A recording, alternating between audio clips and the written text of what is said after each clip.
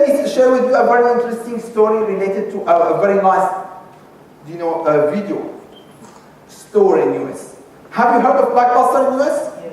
Very nice store. It was in each corner in US. When I was in US, I go there in Chicago in the cold weather and trying to get my movie, the new movie for Mel Gibson. And I said, do you have the movie? He said, sorry sir, it's a new movie, everyone rented it out. You need to wait for a week. I'm like, oh my God, what I do? Another one, he said, sorry, so I get an old movie.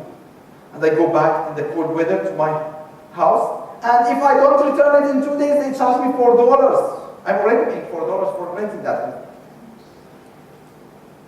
This business was very successful in US. They were making millions.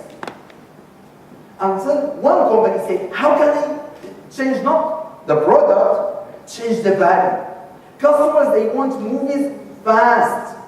They want movies now. And they want movies cheap. And they want all the movies that they like. Not waiting until someone will return it to the store. So a company came and said, we deliver them to your inbox tomorrow. You look at whatever you want, tomorrow it will be in your box. Very nice concept. They were able to take a huge market share. And look, there's no cost. There are no stores, there are no just call center and warehouse. And they thought, we are winning the market. Until another company came and said, no, Redbox. In each supermarket in US, they have a Redbox. You don't need to go anywhere. You don't need to wait for a day. You will have all the best-selling movies under your house. You just go down, you get it, and you pay $1 for it. And they thought, wow, we are winning the market. Until what? And Netflix said, no, you buy this device, you connect it to your TV, now you can watch all the movies that you want on your TV, no problems. Wow. I don't need even to move. You wonder why people are getting fat, right? They're just like, okay, everything we have now. Now what happened after? All the companies doing this. Google, Apple, Microsoft, everyone is offering the same. So for us, we don't care anymore. We have all the movies for a very cheap price, and we have them at our fingertips. So you need to understand, are you really operating in an industry like this, and how can you change the value? How can you reinvent the value that you are offering to your customers? Because blue ocean, like what we discussed, is not forever. If you find a new way of doing business, and you found in that market no competition like iPhone, Samsung was quickly, Nokia was quickly to come and capture your market share. So you can't think about the market and say, it's forever what? Blue. Right? The world is changing. You are now the pioneer, but after that, other companies, they are going to move today. So tomorrow, they will be competing with you. And you can't keep your advantage in the market. There are so many concepts we learned in the market about what? Competitive advantage. Well, I have a competitive advantage because I'm what? Kodak. What happened to Kodak? Bye-bye. Nokia. Bye-bye. It's the end of competitive advantage. You don't have competitive advantage anymore. Apple, they thought, okay, we have touch competitive advantage. They lost it. It's about what?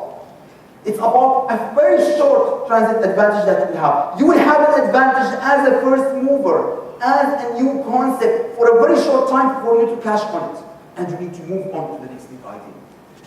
Otherwise, if you are thinking, oh, I'm going to cash for a long term, you are going to lose the market. You need to be very quick. There's no more core competitive advantage. Because the world is evolving. We are moving. And if you are not fast enough, you will stick somewhere here. Right? Books. You know Borders. Borders bookstore. They shut down all over the world except we. You know Virgin Megastore. They shut down all over the world except we. So if you are not up to how the market is doing, music download, sharing, e-books, you are going to be out of the market because you are not evolving with the market. You are losing. And remember, what happened to our TV? We love our TV. Our TV is everything in the world. After that, the TV gets smashed. Bye-bye TV. Who's watching TV anymore? Now we got on what? On this computer. But computers, bye-bye. No one is looking at computers anymore. Anyone is spending time with computers? Now we move from TV to computers, to what? To a very nice small device that is in our hand, that we are spending more than 8 hours with that device.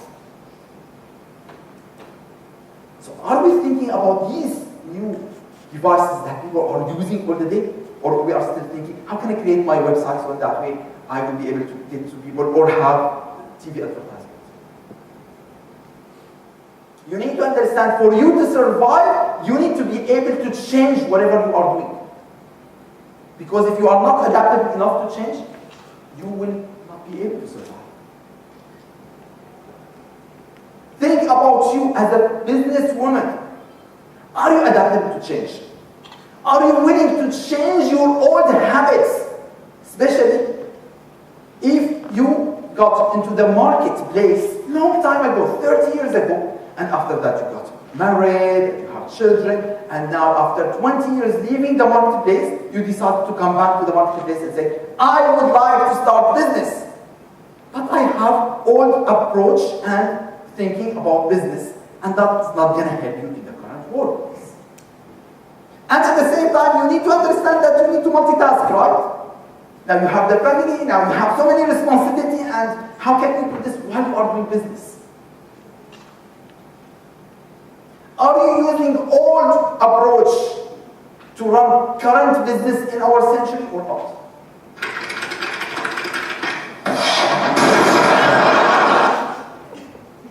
Right? We used to rent typewriters, right?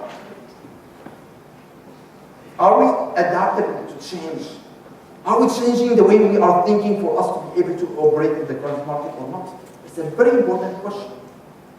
How our brain is operating.